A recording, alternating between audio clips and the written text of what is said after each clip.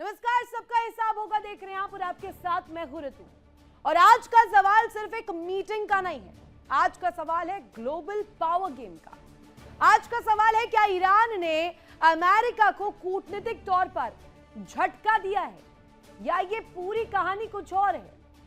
Iran के विदेश मंत्री अब्बास अरागची पाकिस्तान से लौटते हैं बिना किसी ठोस समझौते के, बिना किसी साफ बयान के, और सबसे बड़ी बात, बिना उस डील के जिसका इंतजार पूरी दुनिया कर रही थी। तो क्या हुआ उस मीटिंग का, उस शांति वार्ता का, उस पीस मेकिंग का? क्या शांति वार्ता पर ब्रेक लग गया है या फिर यह सिर्फ एक और डिप्लोमेटिक गेम है जहां दिखाया कुछ और जा रखा है और हो कुछ और रहा है। खेल पर्दे के पीछे कुछ और चल रहा है, क्योंकि जब बात होती है अमेरिका और ईरान की तो हर कदम, हर बयान सिर्फ शब्द नहीं होते, वो होता है संदेश, होता है सिग्नल, और कई बार वो होता है चेतावनी। अब जरा दूसरी तरफ अगर हम देखें, अमेरिका जिसकी रणनीति हमेशा से ही प्रेशर बिल्डिंग को लेकर रही है, हमेशा से ही प्रेशर बिल्ड करो और डील अपनी शर्तों पर करो, और इस रणनीति का चेहरा रहे डोनाल्ड ट्रंप। तो क्या ट्रंप की वही मैक्सिमम प्रेशर नीति अब काम कर रही है या नहीं कर रही है? दोनों ही प्रश्न। क्या ईरान ने साफ कर दिया है कि वो किसी भी दबाव में झुकने वाला नहीं है? और सबसे दिलचस्प कड़ी ये कि सबसे कंट्रोवर्शियल एंगल इसमें यह आ रहा है कि क्या ईरान के अंदर ही डिसीजन मेकिंग को लेकर मतभेद है, दो अलग अलग मत है। क्योंकि चर्चा में एक नाम और आ जाता है, मुशतबा खामेनेई। क्या बैक चैनल में कुछ और चल रहा है? क्या पावर सेंटर एक नहीं बल्कि कई है? या फिर ये सब अटकलें हैं और असल कहानी सिर्फ इतनी सी है कि दोनों देश अपनी अपनी शर्तों पर अड़े हैं और इसीलिए बात नहीं बन पा रही है। सवाल इस बीच यही खत्म नहीं होता, क्योंकि ये सिर्फ अमेरिका या ईरान की बात नहीं है, ये इन दो देशों की कहानी नहीं है, ये उस पूरे इलाके की कहानी है जहां एक चिंगारी भी आग बन सकती है। मिडिल ईस्ट पहले से ही तनाव में है, हर दिन नई खबर, नया टकराव और नई रणनीति। ऐसे में अगर शांति वार्ता रुकती है तो क्या ये आने वाले बड़े संकट का संकेत है? क्या ये सिर्फ डीले है या डेंजर है? और पाकिस्तान जहां ये मुलाकात हुई, क्या वो सिर्फ एक मंच बनकर रह गया या वाकई कोई बड़ी भूमिका इसके पीछे निभाई जा रही है जो अभी तक सामने नहीं? आपको एक खास रिपोर्ट दिखाते हैं जिसमें किस तरीके से इस वक्त दाव और उसके रिजल्ट में, उसके रेपरकशन में जो काउंटर आ रहा है, वो किस तरीके से पूरी भूमिका को तैयार कर रहा है। देखिए,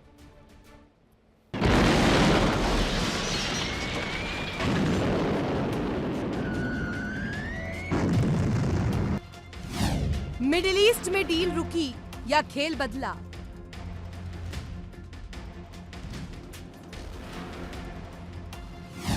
बात नहीं बनी पर सस्पेंस हुआ गहरा।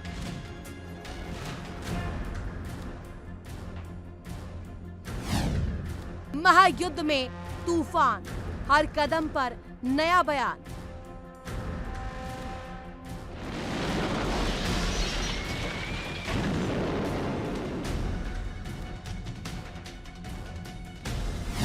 कूटनीति में किसका होगा नया चेहरा?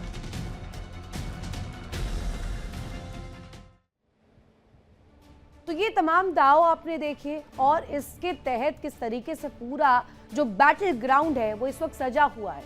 अमेरिका एक तरफ, दूसरी तरफ ईरान और तीसरा धड़ा इजराइल। लेकिन इस बीच जो बात और जो चर्चा सबसे ज्यादा अहम तौर पर हो रही है वो अमेरिका ईरान के बीच उस वार्ता को लेकर, शांति वार्ता जिस पर अब ग्रहण के संकेत आने लगे हैं। क्यों? क्योंकि अमेरिकी ब्लॉकेट खुलवाने पर अभी ईरान अड़ा हुआ है, कह रहा है कि पहले आप ब्लॉकेट खोलिए, पहले नाकेबंदी खोलिए, उसके बाद कोई बात होगी। वार्ता पर हाँ ना के कंफ्यूजन से अभी नेगेटिव संदेश जा रहा है। यस और नो, ये दो कॉल अभी सामने रखे गए अमेरिका के। क्या आप ब्लॉकेट हटवाइए, इसके बाद बात होगी, नहीं हटवाएंगे, इसी तरीके की तस्वीर रहेगी। बातचीत के साथ जंगी तैयारी में अमेरिका जुट गया है। कोशिश यह है कि अंदर खाने तैयारियां पूरी तरीके से कर ली जाए। अगर स्थिति ऐसी आन पड़ती है तो अमेरिका तैयार रहेगा। एक बार कैंसिल हो चुकी है मीटिंग।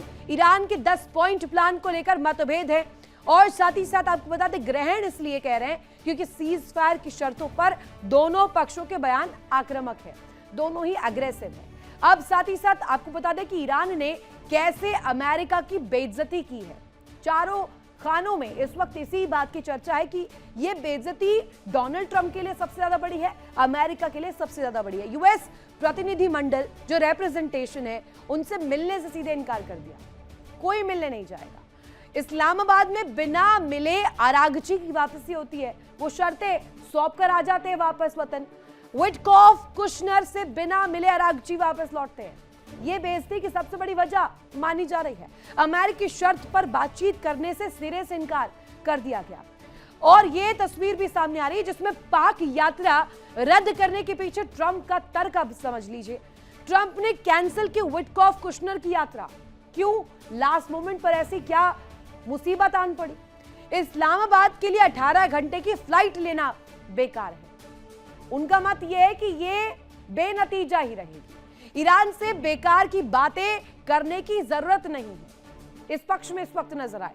ईरान की लीडरशिप में भयंकर आंतरिक कला है, इंटरनल टेंशंस की ओर जिक्र यहां पर डोनाल्ड ट्रंप रखते हुए नजर आए। किसी को नहीं पता सत्ता किसके हाथ में, चला कौन रहा है, बात कौन करेगा और इस बीच मध्यस्थता कैसे होगी। यूएस और ईरान के बीच वार्ता का इतिहास क्या है, अब जरा वो जानिए। जेनेवा वार्ता फरवरी 2026 में परमाणु कार्यक्रम पर बात हुई। साथ ही 28 फरवरी को हमले शुरू होने के बाद स्थिति और ज्यादा बिगड़ गई। मस्कट की बात करते हैं, ओमान की मध्यस्थता में युद्ध के पहले और दूसरे फेज में पहले दौरान ये वार्ता यहीं पर हुई थी। अब दोनों देशों के बीच संदेशवाहक की भूमिका में ओमान रहा, लेकिन यह भी काम नहीं आया। वार्ता का कोई भी ठोस नतीजा, कोई ठोस हल निकला नहीं। इसके बाद आ जाइए जरा इस्लामाबाद वाली वार्ता पर, पहले दौर की वार्ता। माइंस जो है जिसको नष्ट करने का ऑपरेशन शुरू होगा, इस तरीके का तर्क आया। सुनार तकनीक का इस्तेमाल होगा। साथ ही पहले दौर की वार्ता के साथ 11 से 12 अप्रैल को इस्लामाबाद में शांति वार्ता पर बात बनी। बात बनने के साथ बिगड़ गई क्योंकि वो बेनतीजा रही। यूएस और ईरान के प्रतिनिधिमंडल में बातचीत हुई, लेकिन कोई भी बीच का रास्ता निकलता नहीं नजर आया। अंतिम समझौते के बिना खत्म हो गई बातचीत, कोई सलूशन नहीं, कोई इसका नतीजा जो है निकल नहीं पाया। हॉर्मूज स्ट्रेट को लेकर अमेरिका और ईरान के बीच विवाद और ज्यादा गहरा गया। विवाद के मुख्य मुद्दे जो इसमें सबसे इंपॉर्टेंट स्ट्रेट ऑफ हॉर्मूज है। ईरान ने हॉर्मूज से गुजरने वाले जहाजों से टोल वसूलना शुरू कर दिया। साथ ही आपको बता दें कि यूएस आर्मी ईरान से आने और जाने वाले जहाजों की नाकेबंदी के लिए तस्वीर दिखा रही है। ईरान के परमाणु और बैलिस्टिक मिसाइल प्रोग्राम पर प्रतिबंध यूएस चाहता है। साथ ही आपको बता दें कि प्रतिबंध हटाए जाने और फ्रीज की गई संपत्ति लौटाने की मांग भी ईरान यहां पर रख चुका है। जिनेवा वार्ता के साथ साथ इन तमाम वार्ताओं के बीच एक चीज जो सबसे स्पष्ट सामने आ रही है कि वार्ताओं का कोई नतीजा निकला नहीं। और आज का बड़ा सवाल आपके सामने मैं रख देती हूँ। सवाल यही कि क्या यह अमेरिका की कूटनीतिक हार है या ईरान का सोचा समझा दांव जिसके जरिए अभी आगे गुरिल्ला वॉरफेयर को बढ़ाना चाहता है ईरान। आखिर हकीकत क्या है, ग्राउंड रियलिटी क्या है, जानेंगे, बातचीत इस पर करेंगे। हमारे साथ खास मेहमान कनेक्ट है, उनका तारुफ करवा दूं। विंग कमांडर आलोक सहाय सर हमारे साथ कनेक्ट है, कर्नल दिनेश नैन हमारे साथ कनेक्ट है, सैयद अली अदनान रिजवी ईरान मामलों के जानकार हमारे साथ कनेक्ट है, प्रियंका यादव हमारे साथ रूस से कनेक्ट है, डॉक्टर सज्जाद बुखारी पाकिस्तान से पत्रकार हमारे साथ कनेक्ट है। सबसे पहला सवाल आलोक सर आप ही से, ये जो हम देख रहे टेंशंस, इसमें सबसे centre of attraction straight of Hormuz जिस पर बात बन नहीं पा रही है, और उससे भी बड़ा सवाल ये कि एक के बाद एक वार्ताएं, एक के बाद एक पीस टॉक को लेकर तस्वीर, लेकिन हल निकल नहीं पा रहा है। इसे हम अमेरिका की हार माने या ईरान की जीत माने? दोनों अपनी अपनी हार और अपनी अपनी जीत का क्लेम करते रहेंगे, लेकिन हार दोनों की है। इसमें अमेरिका का, जब तक अमेरिका ब्लॉकेट करेगा उसको $1 बिलियन पर डे का मेंटेनेंस खर्च है, जितनी उसने मोबिलाइजेशन फोर्सेस की वहां कर रखी है। दूसरी तरफ ईरान की आर्थिक स्थिति बहुत ही बुरी तरह खराब होती जा रही है ब्लॉकेट के कारण से। वहां महंगाई बढ़ती गई है और आज रिपोर्ट्स आ रही हैं कि वहां पर अनएम्प्लॉयमेंट और महंगाई बेतहाशा बढ़ रही है। इसीलिए ईरान भी काफी बेचैन है कि वो जब तक वो बात करने के नहीं आएगा, जब तक कि अमेरिका यहाँ से नाकाबंदी अपना नहीं हटाता। अमेरिका नाकाबंदी नहीं हटाने पर अड़ा हुआ है। उसका कहना है कि नाकाबंदी तब हटेगा जब ईरान भी अपनी पूरी नाकाबंदी हटा ले, क्योंकि शुरू में ईरान तैयार हो गया था, लेकिन बाद में आईआरजीसी का कमेंट आया था कि भाई उनके परमिट सिस्टम से ही वहां पे जहाज जाएंगे, और कई जहाजों से उन्होंने पैसे भी वसूलने शुरू किए। तो फिर अमेरिका ने इस पर तल्खी दिखाते हुए नाकाबंदी वो भी हटाने को तैयार नहीं है। मेरे ख्याल से अगर थोड़ी मध्यस्थता की जाए, दोनों का नुकसान हो रहा है, दोनों अगर आपस में मिलके बात कर लें तो शायद स्ट्रेट ऑफ हॉर्मुज से ब्लॉकेड हटाया जा सकता है और निर्बाध रूप से वहां से मैरिटाइम ट्रेड एक्टिविटी शुरू की जा सकती है। एक प्रॉब्लम आएगा कि वहां पर जो माइंस हैं उसको कैसे ये करना है, तो उसके लिए भी कई देश तैयार हो गए हैं। जापान से भी माइन स्वीपर आ गया है, एक जर्मन माइन स्वीपर भी डिप्लॉय वहां भेज दिया गया है, अमेरिका भी उसके लिए तैयार है, लेकिन बशर्ते कि वहां पर स्थिति बहाल हो और दोनों देश खोलने के लिए तैयार हो वहां पे। और इस बीच में शक्ति प्रदर्शन दोनों तरफ से हो रहा है। डिप्लॉयमेंट ऑफ फोर्सेज अमेरिका के भी हुई हैं, जैसा कि कल ही आपको पता होगा। पूरी F-15 का एक स्क्वाड्रन शिफ्ट किया है, KC-135 रिफ्यूलर जहाज शिफ्ट किए हैं। 3 से 4 हजार और भी एम्फीबियस फोर्सेस की एडिशन हुई है बॉक्सर एंड ट्रिपोली में। तो ये दूसरी तरफ ईरान ने भी अपना फतेह 2 का परीक्षण करके दिखाया है, जिसकी स्पीड करीब 13 से 15 मैक है, और ये हाइपरसोनिक मिसाइल है, और इसका रेंज करीब 1500 से 2000 किलोमीटर है। बहुत ही खतरनाक मिसाइल है। इसको जल्दी रोक पाना संभव नहीं है, क्योंकि जब ये मिसाइल आती है तो सिर्फ स्पीड ही नहीं, आते समय ये अपनी दिशा भी बदलती है, लीनियर वे में नहीं आती है, तो कोई इसको एयर डिफेंस सिस्टम इसको काउंटर नहीं कर सकता है।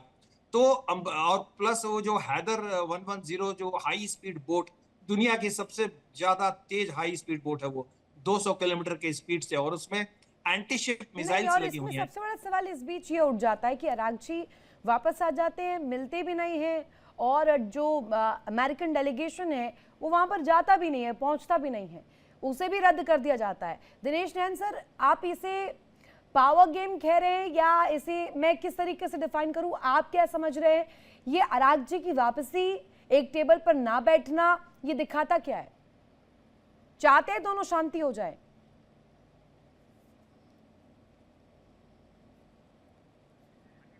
हम इसको पढ़ नहीं रहे ठीक से। हाँ। ये जो विजिट हुई है, ये एक रीजनल विजिट थी। हाँ। रीजनल विजिट का मतलब है इनकी विजिट थी पाकिस्तान, ओमान और रशिया। ओके। ये अमेरिका के साथ बातचीत की विजिट नहीं थी। हाँ, डोनाल्ड ट्रंप इसको उस जनरल आसिम मुनीर के माध्यम से इसको बातचीत का जरिया बनाने की कोशिश कर रहे। और ये विजिट क्यों थी? पाकिस्तान में इसलिए थी क्योंकि ईरान को शक है कि अगर अब अमेरिका कोई अटैक करेगा तो पाकिस्तान उसके अंदर हिस्सा ना ले, क्योंकि पहले से ही पाकिस्तान के कई तैयारे और एक डिवीजन 10,000 से ज्यादा के सैनिक वो सऊदी अरब में बैठे हुए, अभी हाल ही में भेजे गए एक हफ्ता पहले। और दूसरा ये भी कि वो काफी उनको पाकिस्तान के ऊपर इतना भरोसा नहीं है। बातचीत के दौरान उन्होंने कहा था कि बातचीत फेल होती है तो पाकिस्तान इसका जिम्मेदार होगा। ठीक है, ये चीज क्लैरिफाई करने के लिए 1-to-1 कि पाकिस्तान इसके अंदर ईरान के अपोजिट डायरेक्ट ना आ जाए। रही बात ओमान की, ओमान का विजिट इसलिए है क्योंकि जो स्ट्रेट ऑफ हॉर्मोज है उसके एक किनारा जो है वो ईरान का है, जहाँ पे और मारा वगैरह आइलैंड्स हैं या फिर बंदर अब्बास है, दूसरा किनारा लगता है ओमान से। तो अगर अमेरिका को कोई भी काम करना होगा स्ट्रेट ऑफ हॉर्मोज के अंदर, लाजिम सी बात है कि ओमान की धरती इस्तेमाल हो सकती है। तो ओमान का उसमें क्या व्यू है, क्योंकि ओमान ने लेटली कतर के साथ मिलके ऐसा इंडिकेशन दिया था कि वो सिर्फ डिप्लोमेसी के माध्यम से सुलझाना चाहते हैं इस पूरे झगड़े को, जबकि बाकी जो गल्फ कॉर्पोरेशन काउंसिल है, बाकी जो देश हैं गल्फ के, वो अटैक करने के मूड में है। अब रही बात रशिया की, देखिए इनके पास 440 किलोग्राम या 460 किलोग्राम जो भी है, एक संवर्धित यूरेनियम है 60% का। अब अगर ऐसी बात आ जाती है कि संवर्धित यूरेनियम ईरान से बाहर निकालना ही है, तो क्या रशिया इसमें इनकी हेल्प करेगा कि नहीं करेगा, और आगे भी इसके बाबत रशिया से क्या बात करनी है। अब मैं थोड़ा सा टाइम और लूंगा अगर आप इजाजत दें तो। Please please. देखिए Ritu, we have to understand one thing. मैं पूरा का पूरा इनफैक्ट मैं ये बताना चाहूंगा कि मुझे पर्शियन आती है, मेरे काफी दोस्त हैं ईरान में। मैंने किसी एक ईरानी दोस्त से पूछा कि मैंने भाई ये तुम लोग जो कर रहे हो ये सारे मिलके कर रहे हो या फिर ये IRGC आपसे अलग कर रहा है? तो उसने मेरे को 2 वर्ड बोले थे, इसमें शिमो कुर्दाम दिन दुनिया जिंदगी मुखालत। भाई नाम क्या है तुम्हारा, ये कौन सी दुनिया में जी रहे हो? हम लोग, उसने कहा कि 50% से ज्यादा लोग इस रेजिम के खिलाफ लड़ाई लड़ते आ रहे हैं, चाहे वो महिलाएं हैं चाहे जेंजी है, लेकिन बाकी 30% साइलेंट है, 20% रेजिम के साथ है। अब ये रेजिम के साथ का मतलब ये हुआ कि अभी हाल ही में एक न्यूज निकल के आई है आज ही ऋतु, कि जो मुज्तबा खुमनई है, आयतुल्ला जो नए बने हैं, उनकी फोटोग्राफ शहीद स्थल के ऊपर देखी गई, लगाई हुई मशहद में। जी मशहद। तो उसका इंडिकेशन बिल्कुल साफ है, शहीद आयतुल्ला को तो पूजते हैं लोग वहां पे। तो अगर कोई ऐसा बेहुदा काम करेगा तो उसको तो कत्लेआम हो जाएगा वहां पे। तो कुछ तो सस्पेंस है ना, जो अमेरिका कह रहा है कि ये ऑर्डर कौन दे रहा है। ऑर्डर दे रहे हैं 4 लोग।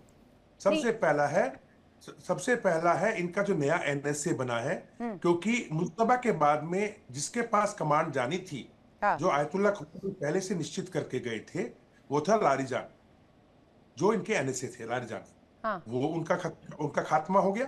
उनके बाद में बने दुर्ज, वो एक हैं। दूसरे हैं सबसे बड़े लीडर इनके IRGC का जो मेन कमांडर है आज की तारीख में, वाहिदी, जिसकी लड़ाई हुई है सरेआम पजेश्कियान के साथ भी, और जिसने अगाची को साइड पर इस बीच में पाकिस्तान भी आ जाता है। पाकिस्तान के पिक्चर भी जरा एनालिसिस करने योग्य है। अभी पहला पीस टॉक, दूसरा हो नहीं पाया, तीसरा होने से रह गया। अब ये आगे सिलसिला कहाँ जाएगा, ये चर्चा का विषय। एक बड़ी खबर सर, वापस आ रही हूँ आपके पास। पाकिस्तान में शांति वार्ता पर सूत्रों के हवाले से बड़ी खबर इस वक्त। ईरान के विदेश मंत्री अरागची फिर जाएंगे पाकिस्तान। ओमान दौरे के बाद पाकिस्तान जाएंगे अरागची। अब लीजिए इस बात को किस तरीके से लिया जाए, और ये दोबारा वापस से जो पाकिस्तान का दौरा है, अब इसके मायने क्या है, इसको समझना बेहद दिलचस्प होगा। हमारे साथ पाकिस्तान से मेहमान भी कनेक्ट है, उनका रुख कर लेते हैं। सज्जाद बुखारी जी, ये सवाल इस वक्त पूरी दुनिया पूछ रही है, ठीक है, आपको सब एक्नॉलेज कर रहे हैं कि आपने पीस मेकिंग के लिए थोड़ी पहल की, टेकन, बट अगर अभी हम देख रहे हैं पहली पीस टॉक बेनतीजा, दूसरी वाली होते होते रह गई, तीसरी वाली अंजाम तक पहुंचने से पहले ही सारे जो डेलीगेशन है उसकी तस्वीर हमने दिखा दी। हो क्यों नहीं पा रही बात? इस्लामाबाद में इतना दमखम नहीं है कि आसिम मुनीर में कि एक टेबल पर लाकर बातचीत करवा पाए या मध्यस्थ ठीक ढंग से बन पाए? बहुत शुक्रिया रितु जी, आपने सवाल किया है, और खासतौर पे दिनेश भाई ने हमेशा की तरह जो है उनके पास एक मखसूस स्पेसिफिक किस्म की 4-5 लाइनें हैं कि किसके पास लीडरशिप है, किसके पास लीडरशिप नहीं है। ये तमाम चीजें जो है वो गैर जरूरी हैं। यहाँ इस डिबेट में इन चीजों को डिस्कस करना भी मेरे ख्याल में इररेलेवेंट ही है। अच्छा। अब इसकी रेलिवेंटी की तरफ आते हैं कि जो अब्बास सिरागची हैं, अब्बास सिरागची को आप आज समझ रही हैं कि ये फॉरेन मिनिस्टर हैं, चंद साल पहले से फॉरेन मिनिस्टर हैं, या ईरानी क़यादत की 3 दहाइयों पर मुश्तमिल जो तगोदो है उसमें इनका एक बहुत बड़ा कंट्रीब्यूशन है। फिर अली बाकिर कालीबाफ जो पाकिस्तान पहले विजिट में आए थे, जो कि उनके पार्लियामेंट के स्पीकर हैं, और उसके बाद उनके जो डिप्टी स्पीकर हैं जिन्होंने टोल जो टैक्स लिया था वो ईरान की मरकजी बैंक में जमा करवा के उन्होंने स्टेटमेंट दी थी, वो मंजर आम पर भी आए थे।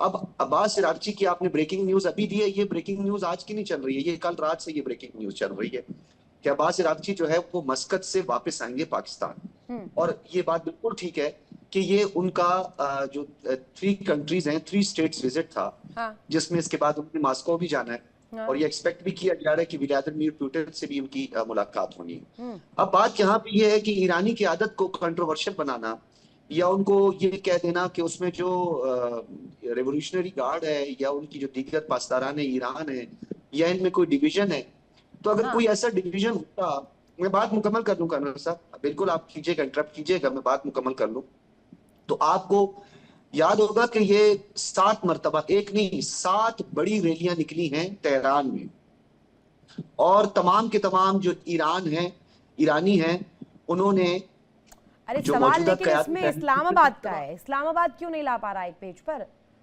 आपके तो अमेरिकन भी, आपकी दोस्ती है उधर भी, ट्रम्प साहब आपकी भी बात मानते हैं, रूस से मेरे साथ प्रियंका जी भी कनेक्ट है, वो भी कुछ पक्ष रखना चाहिए। दिनेश सर इसके बाद आ जाओ आपके पास। हाँ। बात मुकम्मल हो लेने दें आप, मुझे भी उतना ही नहीं टाइम नहीं, दें। बात मैंने पहले मुकम्मल हो गई। मेरा सवाल आपने, मैं पूरा वक्त दिया, अब मैं पूरे टाइम नॉन स्टॉप नहीं आपको बोलने दे सकती ना, और भी मेहमान है मेरे साथ। प्रियंका जी आप प्लीज इस पर अपनी बात रखिए। रितु जी, इनको मैं बता दूं, इनको ये 4-5 इंपॉर्टेंट बातें इंपॉर्टेंट इसलिए नहीं लग रही है क्योंकि इनको दिख रहा है ईरान का जो फ्यूचर है वो पाकिस्तान की तरह बनता जा रहा है। ईरान की हालत वो हो गई है, आसमान से कूदे और खजूर पे अटके, क्योंकि वो जो क्लैरिक्स और वो जो कंप्लीट एक्सट्रीमिस्ट रिजाइम के हाथ में जो सत्ता थी, वो अब और भी बुरा हाल आईआरजीसी के, जिस तरह इनके जो जनरल्स के हाथ में सारी सत्ता रहती है, सारा टेररिज्म जो ये फैलाते हैं, उसी तरीके से आईआरजीसी के हाथ में बिल्कुल जो पाकिस्तान वाला भविष्य है वो ईरान का इनको बनता हुआ दिख रहा है। तो बिल्कुल अब ये जो इनकी जो बिरादर वाली मानसिकता है उसमें आते हुए इनको वो दिख रहे हैं, तो इसलिए इनको वो 4-5 बातें इंपॉर्टेंट नहीं लग रही है, ये मैं बता दूं। अच्छा, नहीं फिर सज्जाद बुखारी जी, इस बात में कोई दो राय है क्या? इस बात में कोई दो राय है क्या? आपको तो खुद इजराइल ने कह रखा है कि आप आतंकी देश है। दिनेश सर प्लीज, आप कुछ कहना चाह रहे थे। देखिए, मेरी बात बीच में रह गई थी, इसलिए इसका मतलब पूरा नहीं निकल पाया। मैं ये कहना चाह रहा था, सज्जाद भाई को भी मैं बता दूं कि काली बाग की जिनकी ये बात कर रहे हैं वो खादिमी का खास आदमी है, इसीलिए उसने इस तरह की जो आपकी वार्तालाप चल रही है अभी वापस इस्लामाबाद में, उसका रीजन ये है आने का, बिकॉज वो भाषा बोल रहे हैं आईआरजीसी की। और जो अमेरिका कोशिश कर रहा है, जो आवाम है वहां की ईरान की, और जो अमेरिका कोशिश कर रहा है, वो कर रहा है कोशिश इस इलेक्टेड गवर्नमेंट के लोगों से बात करने की। आप मान के हैरानी होगी कि जो मुश्तबा के ऑपरेशन हुए हैं, ये बात ओपन सोर्सेज बता रहे हैं कि उनका ऑपरेशन फजस्कियान ने किया है। वो डॉक्टर है, वे सर्जन है, उन्होंने किया है। सज्जाद जी जवाब। तो मैं ये कहना चाह रहा हूं सज्जाद भाई को कि सज्जाद भाई, मेरा एक पॉइंट नहीं है, मैं सिर्फ ये कहने की कोशिश कर रहा हूं कि 1979 के अंदर जब ये रिवॉल्यूशन आया था और जब उस टाइम के आयतुल्लाह खुमैनी को ये दिखाई दिया कि अगर अंदर से आवाजें उठी हमारे विद्रोह में तो उसे दबाया कैसे जाएगा, तो जो उस 79 में हिस्सा लेने वाले लोग विद्रोही थे, उन सबको आईआरजीसी में लिया गया, क्योंकि वो कट्टर लोग हैं, रेडिकलाइज्ड, इस्लामिक रेडिकलाइज्ड। और जब पुलिस के अंदर भी ये देखा गया कि कहीं शाह के लोग जो हैं वो वफादार है पुलिस में, कुछ लोग ऐसे हैं जो इंटरप्रिटेशन है, कर रहे हैं, ये आपकी इंटरप्रिटेशन है। रेडिकलाइज्ड जो है ना, आप रेडिकलाइजेशन की बात पर बात करते हैं, ये लेट मी कंप्लीट आपकी मंशा है। मेरी मंशा नहीं है, लेट मी कंप्लीट। तो पुलिस के ऊपर बोलने का टाइम खराब हो रहा है यार, वसी क्या टाइम खराब हो रहा है? आप इररिलेवेंट बातें कर रहे हैं कि उठाया गया। अब प्रॉब्लम क्या है अमेरिका की कि बात इलेक्टेड गवर्नमेंट से करे या आईआरजीसी से। इलेक्टेड गवर्नमेंट के अरगाची बोलते हैं हॉर्मोज खोल दो, तो उसके 3 घंटे बाद में आईआरजीसी बोलती है ये कौन मूर्ख आदमी है, बंद करो, वो बंद कर दिया। ये गलत, सरासर गलत आप बोल रहे हैं, सरासर गलत बोल रहे हैं। ये सच्चाई यही है। उन्होंने स्टेट ऑफ हुर्मस इसलिए बंद की थी कि उन्होंने अपनी मेरीन यूएस मेरीन्स के बाद यूएस मेरीन्स आ गई थी, तब उन्होंने अपने स्टेट ऑफ हुर्मस को दोबारा बंद किया था। पाकिस्तान पे आते हैं। अब पाकिस्तान का $200 मिलियन डूब चुका, अब तक पिछले इतने दिनों से तो बंद कर रखा था तुम लोगों ने इस्लामाबाद और रावलपिंडी, लोगों की रोजमर्रा की जिंदगी बेकार कर दिया। नहीं, वो देश अपने लिए अन्न दाना पानी का इंतजाम नहीं कर पा रहा हो और वो मध्यस्थता करने चले, तो इसमें दो राय होगी। सज्जाद जी ठीक है, आप कर रहे हैं, कमेंडेबल, करिए, आगे लेकर जाइए स्पीच टॉक को। हम भी चाहते हैं दुनिया में शांति हो। एक आलोक सर कुछ पॉइंट रखना चाह रहे हैं, लेकिन रिजवी साहब अभी तक बोले नहीं है। रिजवी साहब प्लीज अपना पक्ष रखिएगा। माफी के साथ थोड़ा लेट से आ रही हूँ, लेकिन सवाल ये कि ये शर्तों के खेल में क्या उलझ गया है पूरा मामला, पूरा माजरा, इसलिए सुलझ नहीं पा रहा है? रितु जी आपका बहुत बहुत शुक्रिया, आपको और सारे पैनलिस्ट को सलाम अर्ज़ है। मेरी जो अभी फ़िलहाल जहनियत है और जो सोच है, मैं आपके शो पर अक्सर आता रहता हूं, उसको मैं बयान करना चाहूँगा। इस वक्त जो है ये जो शर्तों का खेल चल रहा है, चाहे वो ईरान की तरफ से हो या अमेरिका की तरफ से हो, इस वक्त ईरान अमेरिका से उन तमाम लोगों का बदला ले रहा है जिसको ट्रंप ने आकर बुरे लफ्ज़ों से याद किया, जिनको ट्रंप ने आकर जलील किया है। कभी वो आकर फ्रांस के मैक्रोन की बीवी के खिलाफ अपशब्द कहते हैं, कभी आकर वो हिंदुस्तान के 140 करोड़ देशवासियों के बारे में ये बयान दे देते हैं कि वो तो जो है लैपटॉप के गैंगस्टर हैं, कभी जो है कह देते हैं कि ये नर्क का द्वार है। जितने भी बुरे अल्फाज जितनी भी बुरी बातें ट्रंप साहब ने दुनिया के अलग अलग लोगों के लिए इस्तेमाल की हैं, चाहे वो वेनेजुएला हो, चाहे वो आपका क्यूबा हो, तमाम लोगों का बदला इस वक्त जो है ईरान अमेरिका को जलील करके ले रहा है। वो किस तरह से आपने देखा कि ट्रंप साहब कई दिनों से कह रहे हैं सीज फायर कर लीजिए, हमसे आके बात कर लीजिए। ईरान ने बिल्कुल मुकम्मल तौर पर मना कर दिया। जब ईरान जो है इराक़ची साहब पहुंचे भी तो फ़ौरन ये कहा गया कि हमारे जो है 2 अफराद वहाँ पाकिस्तान पहुंचने वाले हैं, बगैर बात किए वो मस्कत चले गए। तो इस बीच जब देखा मुकम्मल तौर पे कि एक तो 40 दिन की जंग की हार, दूसरा जो है सही तौर पर नेगोशिएशन नहीं हो पा रही है, बात भी नहीं बन रही है, तो अब क्या किया जाए इस जिल्लत से निकलने के लिए। तो वो प्रियंका जी डेफिनेटली इस पर कुछ जवाब देना चाह रही हैं। प्रियंका जी, हाँ।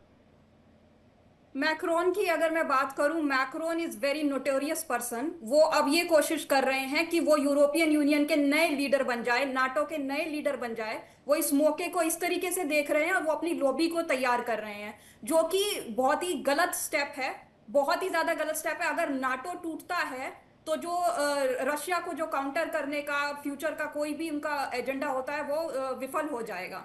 तो ये मैक्रोन का अलग एजेंडा चल रहा है। उसको अगर बोले, और रही उनकी बीवी की रिस्पेक्ट ना करने की बात, तो ये औरतों की रिस्पेक्ट, उनकी बीवी की रिस्पेक्ट ट्रंप से भी बुरी अगर आप देखते होंगे मैक्रोन की बीवी के बारे में जो नजरिया होगा वो आपका होगा, वो मुझे पता है, ठीक है। बाकी रही बात की यूनाइटेड स्टेट्स के स्टेप की, यूनाइटेड स्टेट्स अभी इसीलिए खामोश है क्योंकि जो वो नाटो का जो एंगल है वो संभालना है। आपको पता होगा अभी कुछ दिन पहले अर्जेंटीना के जो लीडर है वो गए थे इजराइल में और इसाक अकॉर्ड उन्होंने साइन किया है। तो उनको अपनी एक नई लॉबी अमेरिका साहब जल्दी से जवाब दीजिए, उसके बाद बड़ी खबर आ रही है जी। मैं जो है ये बिल्कुल नहीं कहना चाह रहा हूँ कि कौन किस मुकाम को कैसे हासिल करना चाहता है। मेरा सिर्फ ये कहना है कि ट्रंप साहब ने किसी का भी एहतराम नहीं किया है। इस वक्त ईरान उसका बदला ले रहा है। अब जब देखा ट्रंप साहब ने हर जगह जलील हो रहे हैं, तब उन्होंने एक अपने ऊपर झूठा हमला करवा के अपने आप को, मैं आपसे बहस नहीं कर रहा हूँ, मैं आपसे आप अगर और टिकेंगे तो आपके पास स्टोरेज कैपेसिटी नहीं है। पर डे की जो प्रोडक्शन कैपेसिटी है आपको वो होल्ड करनी पड़ेगी। अच्छा रितु जी मेरे ख्याल से इनके बजाय अगर आप बीच में बोलें ज़्यादा बेहतर है। इनको सिर्फ हमें लग रहा है कि खास इसीलिए बुलाया गया कि बीच में सबके बोलती रहें, जब कोई बोल रहा है तो खामोश रहें। दो पक्ष आएंगे, सिक्के के दो पहलू हैं। एक तरफ से प्रियंका जी बोल रही हैं, एक तरफ से आप अपना पक्ष रख रहे हैं। एक बड़ी खबर, उसके बाद वापस लौट रही हूं मैं। यूएस से तनाव के बीच पश्चिमी ईरान में हाई अलर्ट है इस वक्त। सबसे बड़ी खबर, पश्चिमी ईरान में एयर डिफेंस सिस्टम एक्टिव कर दिया गया है। किरमानशाह शहर में एयर डिफेंस सिस्टम एक्टिव बताया जा रहा है, यानी कि इस वक्त जब हम ये चर्चा कर रहे हैं इस दौरान भी हलचल बहुत तेज है। पश्चिमी ईरान की जानकारी, एयर डिफेंस सिस्टम वहां पर एक्टिव पूरी तरीके से कर दिया गया। दिनेश सर, आपसे मैं जानना चाहूंगी, इस पूरी युद्ध की स्थिति में अगर हम देखें तो शर्तों का गेम बहुत ज्यादा डिफिकल्ट नजर आ रहा है। शर्तों पर जो कि अलग अलग पक्ष रखे जा रहे हैं, ईरान अपना पक्ष, अमेरिका अपना पक्ष, इजराइल एक तीसरी कड़ी के रूप में अभी दिख रहा है। इजराइल अभी वेट एंड वॉच की स्थिति में, वो कह रहा है कि ग्रीन सिग्नल मिलेगा, अमेरिका कहेगा तो हम जवाब देंगे। लेकिन क्या शर्तों में ही सारा खेला फंसा हुआ है, पेच फंसा हुआ है? देखिए रितु, जैसे कि सजाद ने भी बताया कि मंगलवार को वो वापस आ रहे हैं, जो है गाची साहब इस्लामाबाद के, और उन्होंने जाने से पहले आसिम मुनीर की बहुत रिक्वेस्ट करने के बाद अपनी तरफ से कुछ पॉइंट्स दिए हैं कि क्या इन पॉइंट्स के ऊपर अमेरिका झुकना चाहेगा या हम कहां पे झुक सकते हैं। यही कारण है कि वो उस टाइम रुके नहीं उस बात का जवाब देने के लिए या आगे बात करने के लिए, और सीधे ओमान निकल गए। तो विटकॉफ को और कुशनर को रोक दिया गया, बिकॉज उनका वहां आने का कोई मतलब ही नहीं, तो औचित्य नहीं था। मंगलवार को भी कैन यू हियर मी? जी लाइट चला गया। मंगलवार को भी अगर मैं आपको ये बोलूं कि जो आएंगे गाची साहब, उसके अंदर भी अगर थोड़ी बहुत बातचीत की बात की गुंजाइश होगी तो शायद कोई अमेरिका से आ जाए। अब बात यह आ जाती है कि अमेरिका कोई इनके आगे हाथ जोड़ रहा है या कोई तात्पर है बहुत करने के लिए। तो जैसे विंग कमांडर साहब ने बताया, बहुत बड़ी मात्रा के अंदर 2/3 नेवी लग चुकी है, बहुत बड़ी मात्रा के अंदर तैयारी है। उधर से इजराइल ने भी अपनी सिक्योरिटी का जो मीटिंग है वो कर चुके हैं। ये डेफिनेटली ईरान पे अटैक आएगा। और रही बात IRGC की, क्योंकि वो रेडिकलाइज्ड हैं। तो आप उनसे ये ना एक्सपेक्ट करें कि वो ये क्या सोचेंगे कि हमारा देश मरेगा, जनता मरेगी, भूखे मरेंगे कि नहीं मरेंगे। आतंकवादियों से आप क्या एक्सपेक्ट करना चाह रहे हैं जो मेंटली रेडिकलाइज्ड है? तो लड़ाई मेंटली रेडिकलाइज्ड लोगों के बीच में है और अमेरिका के बीच में है। अमेरिका चाह रहा है कि किसी प्रकार से नुकसान ना हो आवाम का, ईरान की आवाम का, और ये मान जाए। ठीक है। अभी सज्जाद ने उंगली उठा ली। बुखारी जी अगर जवाब ऐसी देना बात चाह है रहे तो हैं, फिर सज्जाद भाई ऐसी बात हो तो इमरान खान को छुड़वा दो ना, जेल से बाहर निकाल लो और इसको बोलो आसिम मुनीर को भी अपना काम कर, सेना के अंदर क्यों लाके तहलका मचा रखा है पाकिस्तान के अंदर इतनी गुर्बत वगैरह में। वही तो बात हो रही है वहां पे। ये तो अभी प्रियंका ने भी यही बताया, सब कुछ ये तो बोल रहे हैं। साहब, लेकिन कहाँ आप ईरान की लोग इस बात बात हो को रही समझना है, नहीं चाहते। कहाँ नहीं, ईरान की देखो बात हो रही है, देखो कहाँ सज्जाद, आप लोगों की जलन और let me तकलीफ complete, जो है let me complete। वो आपकी एक बात स्क्रीन आपको पे नजर बताता आ हूं, रही है, अमेरिका बड़बड़ा रहे इस हैं, तड़प रहे टेररिज्म के हैं। आगे नहीं झुकेगा। इमरान अमेरिका खान कहां से आ गया बीच में? नहीं आपको झुकेगा। इमरान खान से क्या लेना देना है? टेररिज्म आपको के आगे इमरान नहीं खान से क्या झुकेगा। लेना देना है? उसने लेबनान आपकी के अंदर पुत्र पहले लगता ही है, आपका क्या लेना देना है हिजबुल्लाह इमरान को ठिकाने लगाना शुरू कर दिया है। और लिख लो कि ईरान के अंदर भी IRGC को चाहे कुछ करना पड़े। अभी ये तो प्रियंका ने क्या बताया, 13 दिन के बाद में आपके पास में तेल रखने को जगह नहीं होगी, कुएं बंद करने पड़ेंगे। कुएं बंद करोगे वो बहुत कीमत लगती है उसमें, दूसरा उसके अंदर बाकी पानी भर जाएगा, दोबारा चलेंगे अनल नहीं। साहब मुझे बात कर लेने दें, लेकिन इससे मुझे बात कर IRGC लेने को दें, क्या फर्क पड़ रहा है? मुझे बात कर लेने दें, IRGC को क्या फर्क पड़ रहा है? मुझे नहीं, बात कर लेने दें। एक मिनट सुनिए ना सज्जाद साहब, आपका ये सवाल था ना दिनेश सर से। दिनेश सर वो पूछना चाह रहे हैं आपसे कि इमरान खान से आपका हमारा क्या वास्ता है। आ रही हूँ इसके बाद आलोक सर। हाँ प्लीज लोकतंत्र जवाब का दीजिए। वास्ता है, हम लोकतंत्र को प्रमोट करते हैं सज्जाद। हम लोकतांत्रिक देश है, दुनिया की सबसे बड़ी लोकतांत्रिक देश है दुनिया। हम चाहते हैं कि हमारे पड़ोसी के अंदर भी आवाम की बात चले। आप पाकिस्तानी आवाम के खिलाफ बात करते हैं, हम पाकिस्तानी आवाम के हक में बात करते हैं। ये फर्क है हम दोनों के अंदर। आप आसिम मुनीर की बात करते हो, हम लोकतंत्र की बात करते हैं। और चाहे इमरान खान हमारे लिए कोई बहुत अच्छा नहीं है, इमरान खान हमारे लिए कोई बहुत अच्छा नहीं है, लेकिन वो इलेक्टेड गवर्नमेंट है, उसको आना चाहिए। और कोई हक नहीं बनता ठीक है, जवाब ले लीजिए सज्जाद साहब, जवाब। किसी देश के कर्नल को एक वापस से जनता को ठीक है जवाब सज्जाद साहब जवाब दे दीजिए। पहुंचाना, ये है हमारी कंसर्न, और कुछ नहीं है। ये कंसर्न है हमारा। सच्चाई मैं बता दूं कर्नल साहब, सच्चाई ये है कि जो अभी थोड़ी देर पहले एक बीबी यहाँ पे बैठी हुई थी जो मैक्रोन को बुरा भला बोल रही थी, अगर डोनाल्ड ट्रंप से मैक्रोन ने हाथ नहीं मिलाया तो उसको बुरा भला बोलने की क्या जरूरत है? डोनाल्ड ट्रंप ने ये भी तो कहा था हिंदुस्तान जो है वो एक जहन्नम है, बच्चे पैदा करते हैं अमेरिका में ले जाकर। उसका जवाब देना, उसका जवाब क्यों नहीं दिए? फादरलैंड जो है उसको बुरा भला जब बोला पूरी दुनिया ने, फादरलैंड जो आपके स्टैंड प्रियंका जी जवाब देना चाह रही है। हम बिकते नहीं है, अगर हम कल को बिक जाए ना तो पाकिस्तान की अहमियत खत्म हो जाएगी। हम बिकते नहीं है। जो इसकी सशक्तिकरण किया गया है वो यूएस के द्वारा ही किया गया है। समझ में आ गई बात? जो इनको सबको जो ऑपरेशनल लेवल पे न्यूक्लियर दिए गए हैं, इनका जो अभी तक पूरा जो सपोर्ट किया है यूक्रेन की जंग में, अमेरिका ने कब हाथ पीछे खींचा? हमेशा उनकी इतना पैसा लगा दिया, इतना वो लगा दिया, और उसके बाद अब आप कह रहे हैं कि मैक्रोन अपना अलग लीग बनाएगा, अपना अलग लॉबी बनाएगा। क्यों नहीं बोले उसके बारे में गलत?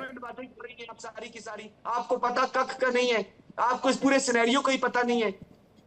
आप क्या बात कर रही हैं? मैक्रोन से फलाना हो गया, मैक्रोन का बीच में कहां से मामला आ गया?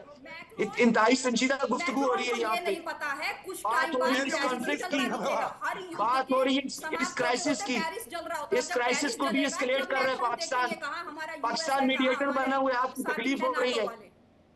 पाकिस्तान दुनिया का जो है चांद का तारा है, इस टाइम जो है दुनिया की मरकज़े निकाह बना हुआ है, आप लोगों को तकलीफ हो रही है। पाकिस्तान एक अच्छा मीडिएटर बना हुआ है, आपको तकलीफ हो रही है। कुछ नहीं मिला, मुनीर की तारीफ ना खुदा ही मिला ना विसाले सनम भाई। पैसे वेस्ट हो गए हैं। तो नेशन स्टेट बात ईरान का भाई है, ईरान के साथ पाकिस्तान खड़ा है और खड़ा रहेगा। दुनिया की कोई ताकत ईरान की तरफ बम करेगी। ठीक है, एक जवाब आलोक सर का एक जवाब। आलोक सर आप कुछ कहना भी चाह रहे थे, लेकिन इस बीच रिजवी सर आ रही है, उसके बाद आ रही है रिजवी सर। साफ बात, मैं बहुत साफ पॉइंट रखूंगा, बीच में लोग इंटरप्ट ना करें कृपया। ये जो बात हो रही है ना IRGC क्या है? वहां पे ईरान की सेना भी नहीं है, ईरान की सेना अलग है, IRGC अलग है। अगर IRGC निर्णय ले रही है, IRGC तो बोले ना ईरान ये बात है कि हमारे यहाँ IRGC और सैन्य शासन लागू हो गया है।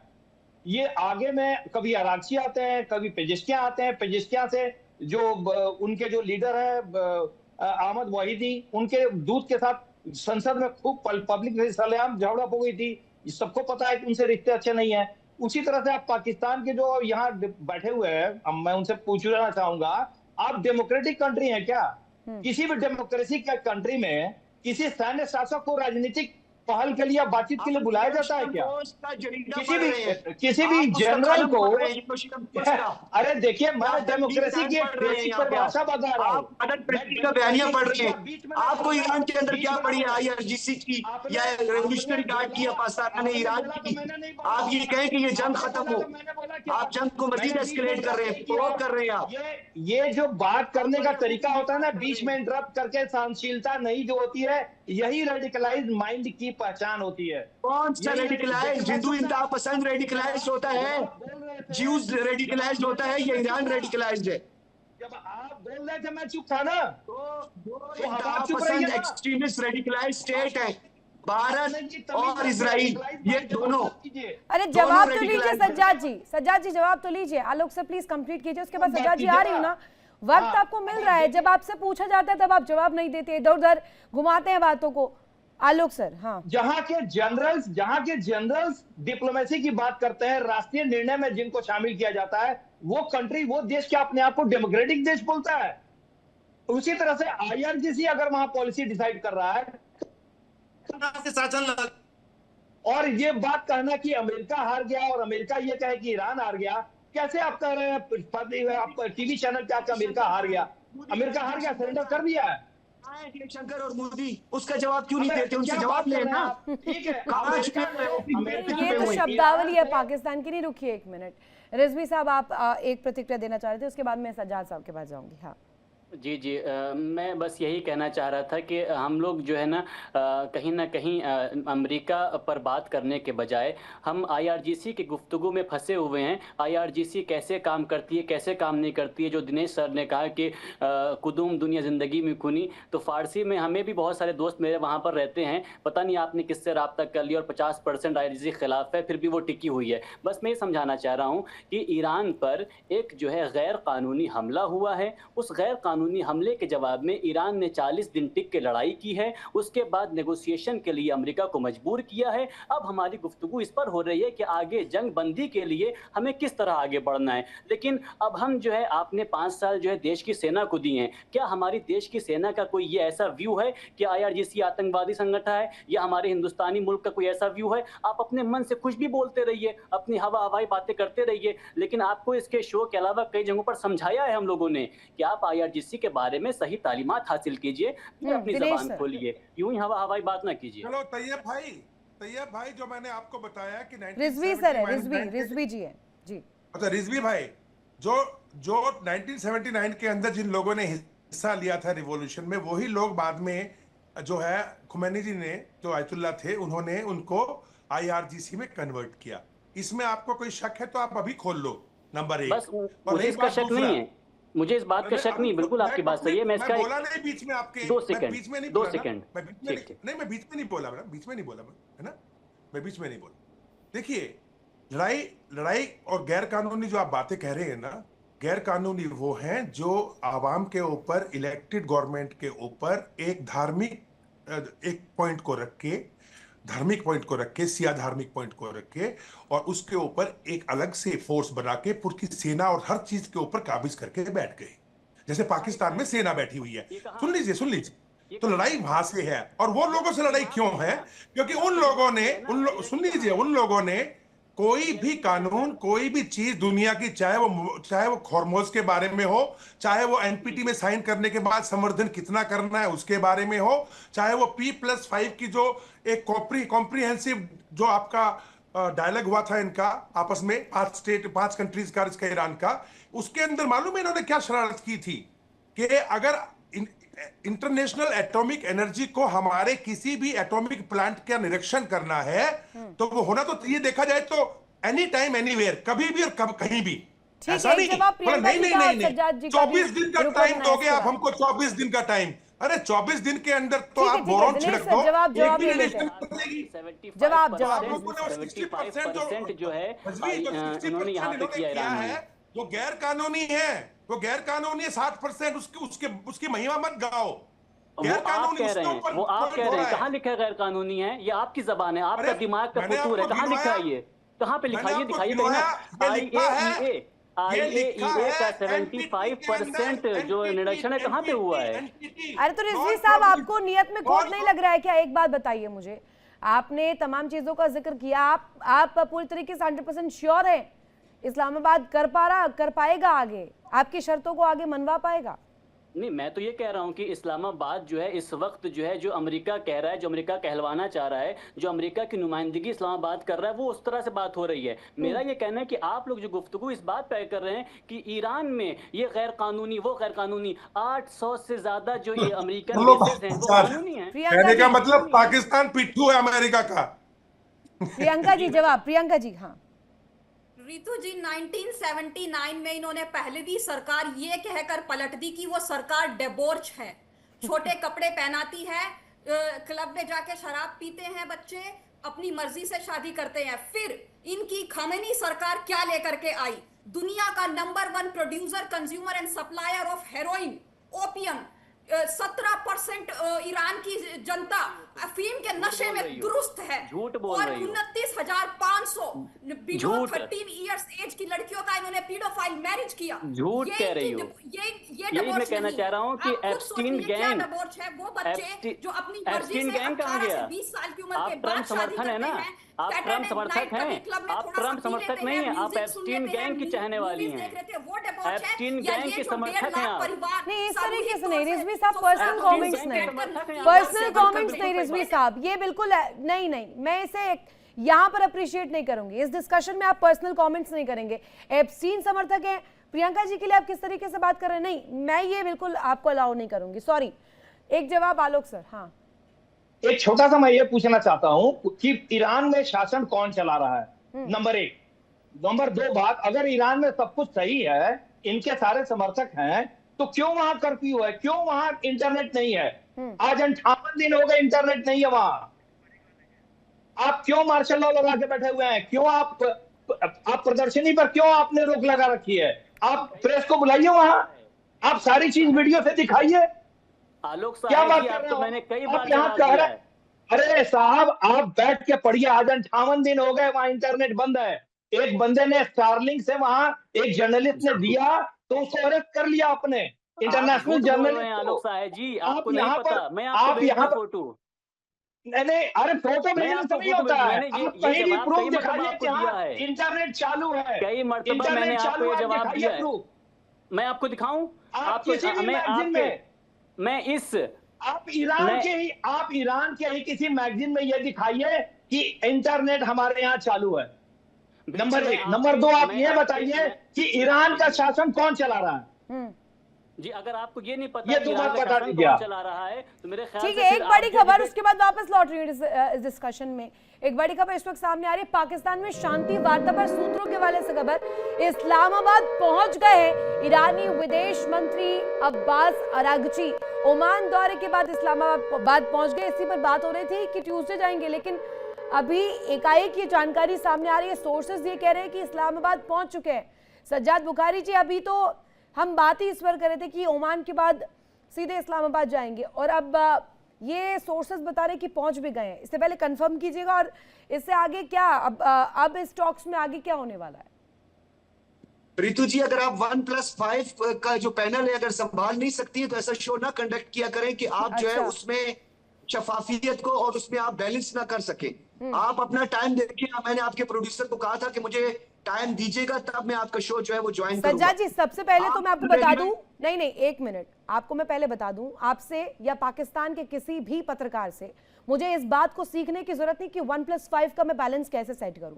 एंड सेकेंडली, यहां पर 5 मेहमान हैं, सब अपने तर्क रख रहे हैं, और अगर आपको समस्या है, जब आपसे पूछा जाए इस्लामाबाद की नीयत पर, नीति पर, कि उसमें खोट है कि नहीं है, आप उस पर जवाब तो दे नहीं पाते हैं। आए यहाँ पर मेरे को सिखाने के लिए कि कैसे यहाँ पर 1+5 का बैलेंस सेट करना है। पहले आप जाइए, बातचीत करके आइए, और पूरे डिटेल से पढ़कर आया करिए, अपना होमवर्क करके आया करिए। के बात करेंगे जैसे 10 जवाब दीजिए, जवाब इधर उधर मत घुमाइए। मुझे पता है आप इधर उधर डाइवर्ट करना चाह रहे हैं, आप डाइवर्ट करना चाह रहे हैं, समझ गई हूं। जवाब दीजिए आप मुझे। होगी। मेरी बात सुने, वो अभी कर्नल साहब बात कर रहे थे फारसी में, क्योंकि मेरा ताल्लुक बलूचिस्तान से है तो मैं भी वही माशकेल और तफ्तान के करीब ही होता हूँ, तो वो फारसी में कहते हैं कि मंची गुफ्तम और दम्बूरा छिमे का, यानी मैं क्या कह रहा हूँ और ये दम्बूरा क्या कह रहा है। मैं ये कह रहा हूँ मेरे भाई कि इस वक्त पाकिस्तान एक मेडिएटर है, इस सुलगती हुई आग पर बदतमीजी नहीं है पाकिस्तान में है सज्जाद, की तरफ जा रहा है। फारसी नहीं आती है आपको ऐसी, ईरानी लैंग्वेज में फारसी में बदतमीजी नहीं है, पाकिस्तानी लैंग्वेज में बदतमीजी है। डींगे ना मारे, आप ऐसी डींगे मार रहे हैं 2-4 लफ्ज। मैं बता रहा हूँ आपको, उस लैंग्वेज में नहीं है कहीं पे भी ऐसे वर्ड, तो शब्द आप यूज कर रहे हो उसका मतलब वो नहीं है, आपको आता जाता कुछ है नहीं है उसका नहीं, सब कुछ आता जाता पाकिस्तानियों को ही है। सवाल बता दीजिए ना, जवाब दे दीजिए। क्यों नहीं ला पा रहे एक टेबल पर, क्यों नहीं ला पा रहे आप? अमेरिका से जेडी वेंस क्यों नहीं आ रहे वहां से बात करने के लिए? पीट हेग्सेट को ले आइए, कर लीजिए बात। लास्ट मोमेंट पे कैंसिल कर दिया उन्होंने। आपके दोस्त है ना, मनवा लीजिए। दुनिया में शांति लाना चाहते हैं ना, मनवाइए ना। आप इस वक्त भी दलाली का काम कर रहे हैं, आपका मीडिया। अरे जाइए, आपसे सर्टिफिकेट तो नहीं चाहिए पहले तो। पाकिस्तानियों से जिनके पास खाने पीने के लिए कुछ है नहीं, मुल्क को बेच कर आए हैं, मुल्क को बेच कर आए हैं। जवाब दीजिएगा दिनेश सर इन्हें। ठोकरी है, टीटीपी ठोक रहा है और दूसरों के यहाँ शांति वार्ता करवा रहे हो। वाह भाई वाह, वाह भाई वाह, वाह भाई वाह। आप दोनों की ठुकाई हुई है, फादरलैंड की भी और मदरलैंड की भी, दोनों की। क्या बोल रहा हूँ? वाह भाई वाह सज्जाद। पाकिस्तान जिंदाबाद। सज्जाद, टीटीपी ने क्या किया? फादरलैंड और मदरलैंड दोनों बना दिया है। टीटीपी ने दोनों बना दिया, दोनों बन गया वजीरिस्तान में। भाग गई सेना आपकी, भाग गई सेना, सेना भाग गई, पुलिस भाग गई है। वहां बन गया मदरलैंड और फादरलैंड, सब वही बन गया है, सब बन गया। दोनों भाग गए यार, भाग गए, कोस्ट में भाग गए, कोस्ट में भाग गए, नॉर्थ वजीरिस्तान में भाग गए छोड़ के। अरे अभी पाकिस्तान की वो हाल है। नहीं दिनेश सर, इतने ज्यादा कमजोर रग को टच मत करिए, ज्यादा बिलबिलाहट में कुछ और भी असंवैधानिक ना बोल जाए। मैं चाहती हूँ मेरी डिबेट का, मेरी डिस्कशन की गरिमा बनी रहे। एटलीस्ट ये अब उस सिनारियो में आ रहे हैं कि कुछ भी बोल सकते हैं। छोड़ दीजिए सर। सज्जाद साहब, आपकी मैं मजबूरी समझ सकती हूँ, पाकिस्तान में ऐसा ही होता होगा। रिजवी साहब जवाब दे दीजिएगा। हाँ जी, बस मैं दिनेश सर और सहाय सर को बता चुका हूं कि मैं खुद भी एक हिंदुस्तानी हूं, मुझे अपने हिंदुस्तानी होने पर फख्र है, लिहाजा मुझे आप जो है इस लिहाज से मत देखें। और दूसरी बात ये कि रितु जी, आपका भी मैं सम्मान करने के साथ साथ मैं बस ये कहना चाह रहा था कि हम लोगों की जो गुफ्तगू है वो ये है कि जितना ज़्यादा हिंदुस्तानियों को और हिंदुस्तान को ट्रंप ने रुसवा किया है, उतना अब तक किसी ने नहीं किया है। इस वक्त जो ईरान का मुकाबला ट्रंप से है ना, वो उसका भी बदला ट्रंप से जो है ईरान ले रहा है। अब हमारी नेगोशिएशन की बात है। नेगोशिएशन देखिए, मैं बहुत ही आखिरी बात कहकर जो है इसको खत्म करूंगा कि जब तक अमेरिका अपने लहजे को नहीं बदलेगा, जब तक वो धमकी भरे लहजे में बात करेगा, आप ये लिख के ले लीजिए कि ईरान की ट्रंप से बात होने वाली नहीं है। जब तक लहजा नहीं बदला जाए। ट्रंप के समर्थक भी और ट्रंप के दोस्त भी हैं। देखिए सज्जाद जी, आप तो दोस्त हैं ना, आप तो खुद को देते हैं कि अमेरिका का पाकिस्तान बहुत बड़ा सहयोगी एलाय है, दोस्त है। बता दीजिए, वो कह रहे हैं ट्रंप सबसे ज्यादा बुरे व्यक्ति है, ट्रंप को इस तरीके से वो संबोधित करे। जवाब दीजिए ना उनको फिर। हाँ। हम पहले ईरान के दोस्त हैं, हम पहले ईरान के दोस्त हैं, क्योंकि ईरान हमारा जो है हमसाया है, हमारा हमसाया मान जाए। आप बदबख्त हमसाए हैं, आप बदबख्त हमसाए हैं। ईरान बदबख्त पोजीशन की है क्या? ईरान की दोस्ती के लिए सऊदी अरेबिया में फाइटर स्क्वाड्रन और अपने कमांडो भेजा है। वो सर जी मोदी किस दिल में छुपा हुआ है? अगर ईरान के दोस्त हैं तो ईरान में भेजना चाहिए ना, सऊदी अरेबिया पे इस सर पर क्यों वार्ता चल रही थी? मोदी को कहें आकर डोनाल्ड ट्रंप को तैयारों का जवाब दे। उन्होंने कहा जहन्नम में हिंदुस्तान, बच्चे पे ईरान के दोस्त। अरे आपके आसिम मुनीर नहीं कर पा रहे, आपके आसिम मुनीर नहीं कर पा रहे हैं, आपके आसिम मुनीर से हो नहीं पा रहा है तो आप मोदी पर बोलेंगे। ऑब्सेशन हो गया है क्या मोदी से? देखिए, टॉक्स कौन करा रहा है? मीडिएशन कौन करा रहा है? मीडिएशन कौन करा रहा है? नरेंद्र मोदी करा रहे हैं या आपके इस्लामाबाद से हो रहा है? कह दीजिए पाकिस्तान को भी मोदी चला लेंगे फिर। आपका हम ढोल बजा रहे हैं, दुनिया में हमारा डंका बज रहा है। Field marshal is a great person, field marshal is a great man. Field marshal Dinesh Jain ji please. आप स्वीकार कीजिए कि आप डेमोक्रेटिक स्टेट नहीं हो। आपका ढोल बज रहा है, आपका तबला बजा रहे हैं हम लोग, आपका तबला बज रहा है। इस डिस्कशन को एक फन में तब्दील मत करिए प्लीज। प्रियंका जी, आप एक जवाब आपका। ऋतु जी, जो असली मीडिएशन है ना, जो असली डिसीजन मेकिंग है, वो असली रशिया कर रहा है। जो असली टॉक्स है वो रशिया के साथ चल रही है। जो सभ्य समाज की जो सिविलाइज टॉक्स होती है, सिविलाइज जो डिस्कशंस हो रही है, स्टेप्स लिए जा रहे हैं, वो रशिया के साथ लिए जा रहे हैं। उनकी जो डेलीगेशन है वो रशिया रेगुलरली विजिट कर रही है। लेकिन इस सारे युद्ध के नीचे कुछ ऐसे गुंडागर्दी टाइप के, वो जो एक सड़क छाप को अलग से डील करने के लिए सड़क छाप लीडर के साथ डील करना पड़ता है, तो वो उस जो टेररिस्ट डिजाइन है, आईसिस हो गया, जैसे हिजबुल्लाह हो गया, हमास हो गया, टेरर फंडिंग हो गया। नया वर्ड सीखा है क्या सज्जाद? किचन एनालिसिस, जो बार बार आप बोल रहे हैं किचन एनालिसिस, नया वर्ड सीख लिया है क्या आज? 4 दफा बोल लिए आप, और फिर आप कहते हैं कि आपको वक्त नहीं दिया गया। आप मुझे दलाल बता रहे हैं। आप क्या हैं? आप क्या हैं? यहाँ पर आप पाठ पढ़ाएंगे, सर्टिफिकेट देंगे किसी को एनालिसिस का? पहले पढ़कर आया करिए, उसके बाद बोलिए। हाँ लोग सर, इंसान है, सिर्फ एक चीज का बात बता दीजिए, सिर्फ एक बात बता दीजिए सज्जाद, किसी भी प्रजातंत्र में डेमोक्रेटिकली इलेक्टेड गवर्नमेंट में क्या आर्मी जनरल पॉलिसी डिसाइड करता है?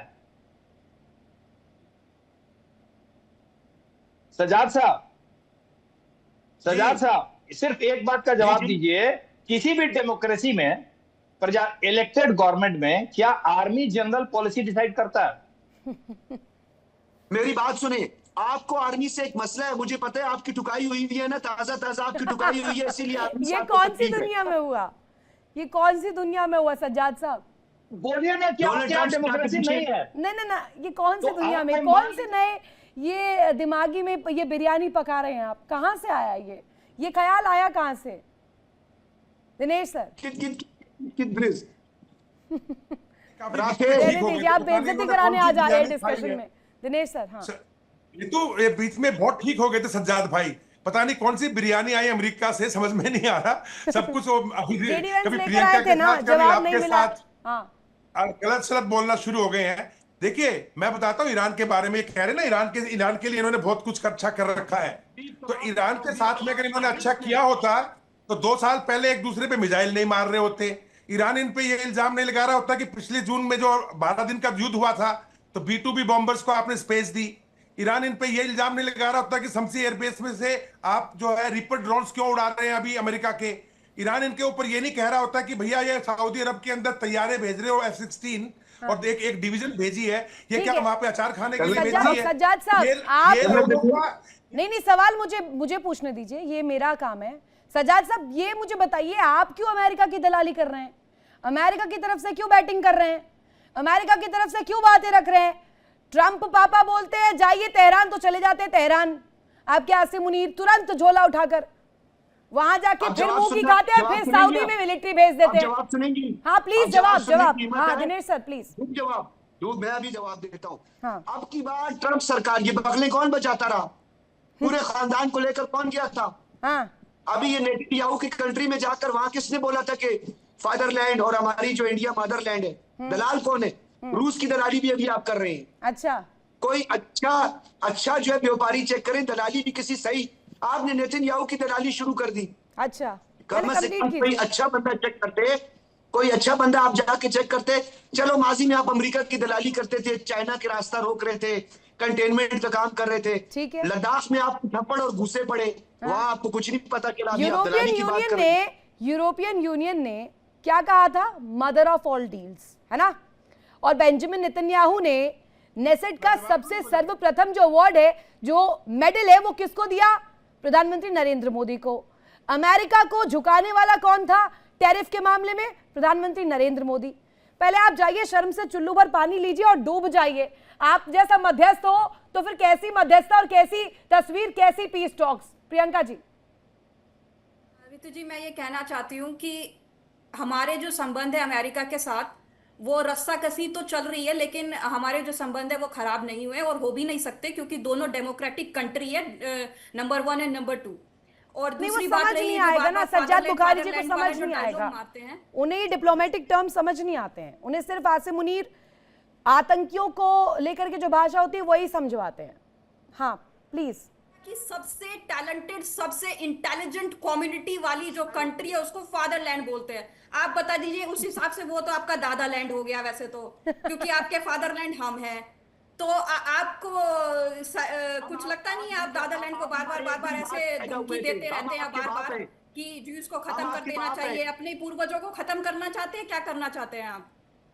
वहां तक पहुंच चुकी है, जरा होशियार रहना। 2 ज्यूज बार बार आपकी जमीन पर आ रहे हैं और आप पहले जरा किचन में जाके कुकिंग करें, जरा जाके ऑमलेट बनाए, वहां पे जरा जाके ऑमलेट बनाए। आपसे बात नहीं हो रही है, आपका किचन सज्जाद इसी तरीके से बात करते हैं क्या आप? पत्रकार हैं, मुझे आपकी बातों से लग नहीं रहा है। किचन में जाकर ऑमलेट बनाइए, इसी तरीके से आप ऑमलेट बना रहे हैं पाकिस्तान का, आप यही कर रहे हैं। मेरी बात मानिए, आप ऑमलेट सिर्फ उनको किचन में बनाने के लिए मत बोलिए, ये ऑमलेट आप खुद अपना पाकिस्तान का बना रहे हैं और वो समझ गई है दुनिया। आपका पूरा कच्चा चिट्ठा एक्सपोज हो चुका है। आप प्रियंका जी को इस तरीके से निजी टिप्पणी कर रहे हैं, कह रहे हैं किचन में जाइए ऑमलेट बनाइए। आपके यहां पर तो ऑमलेट वाला एग भी नहीं होगा, वो पहले इंतजाम करके आइए। दिनेश जी, हाँ, सफाई कौन करेगा भाई? सज्जाद किचन की सफाई के लिए तैयार हो ना, और जाइए कीजिए। देखिए, इन बातों में कुछ नहीं रखा है, ये व्यक्तिगत बातें डिबेट में नहीं होनी चाहिए, लेकिन बातें होनी चाहिए तर्क के साथ में। और रही बात पाकिस्तान की, देखिए ये अच्छी तरह से सबको पता है कि वही आतंकवादी सोच 50% पाकिस्तानी सेना में जा चुकी है, तभी उनको पाकिस्तानी आवाम की गुर्बत दिखाई नहीं दे रही, पाकिस्तान के आवाम की तंगी दिखाई नहीं दे रही, पाकिस्तान का जो दिन प्रतिदिन बुरा हाल हो रहा है, 3 दिन का पेट्रोल बचा हुआ है, ये नहीं दिखाई दे रहा। इनको कुछ समझ नहीं आ रहा, लेकिन सिर्फ आसिम मुनीर के कुछ भक्त जो है यहाँ बैठ करके आकर के नैरेटिव को चेंज करने के लिए कभी महिलाओं पे अटैक करते हैं, कभी किसी पे अटैक करते हैं, किसी से ऑमलेट बनाने की कोशिश करते हैं। ठीक है भाई, सफाई का टाइम आएगा, आपको फोन कर देंगे, उनको बनाना तो भी वो बना रहे हैं, हाँ। लेकिन कम से कम उन्हें माफ तो करो। कर्नल साहब सुने तो सही सर, वैसे सुने, पहले तो आपने जो कैप पहनी होती थी वो कुल्ली वाली कैप पहनी होती थी, आज आपने शेफ वाली कैप पहनी हुई है। आपको लगता है? आपके आसिम मुनीर से पूछो, इस कैप से उसको दस्त लगते हैं, डिसेंट्री तक जाती है उसको। ये बहुत अच्छा था। नहीं, ये बहुत सही जवाब था रिजवी साहब। ये यही वाली भाषा समझते हैं दिनेश सर। मैं तो इस बात में इस पक्ष में हूँ कि आप ही की भाषा समझ पाते हैं सज्जाद जी। एक जवाब रिजवी साहब। जी, मैंने ये जवाब पहले भी दिया है कि हम लोगों को तफकीक यानी फ़र्क करने की ज़रूरत है पाकिस्तानी अवाम और पाकिस्तानी जो इस्टेब्लिशमेंट है पाकिस्तानी सेना की। और मैं सज्जाद साहब का भी एहतराम करूँगा, हमें बिल्कुल पाकिस्तानी अवाम जो वो सपोर्ट करती है, लेकिन गुफ्तगू ये है कि सिर्फ मेरा ये मानना है पाकिस्तान की अवाम इस वक्त सिर्फ और सिर्फ मध्यस्थता करवाने के मूड में है, यानी उससे ऊपर उसकी कोई और भी जिम्मेदारी नहीं है। वो करवा पाएगी, नहीं करवा पाएगी। असल गुफ्तगू क्या है? वो ईरान और अमेरिका कि ईरान और अमेरिका की इस जंग में जो हमारा असल मौजू है, अगर इराक़ची साहब दोबारा अभी पाकिस्तान आए हैं, मेरी ये चाहत होगी कि अमेरिका अपना मूड बदले, अपना लहजा बदले, मध्यस्थता तौर पर दुनिया भी यही चाह रही है कि कम से कम एक लाइन पर, एक पिक्चर पर, एक मिडिल लाइन पर दोनों ही कंट्रीज आए, और जो शर्तें जिसमें जरा सी भी ढील इस वक्त नहीं देखने को मिल रही है, उसमें कहीं थोड़ा सा नर्म रुख रखते हुए इस जंग को, इस तस्वीर को सुधारने पर काम किया जाए। बहुत शुक्रिया। और सज्जाद साहब, आपको आसिम मुनीर की दलाली ही मुबारक। धन्यवाद यहाँ पर जुड़ने के लिए और अपना पक्ष रखने के लिए। देखिए इंडिया डेली 24/7 अब आपकी स्मार्ट टीवी पर। इंडिया डेली मौजूद है सभी डिजिटल प्लेटफॉर्म पर लाइव और लगातार। इंडिया डेली 24/7 हर दिन राष्ट्र को समर्पित।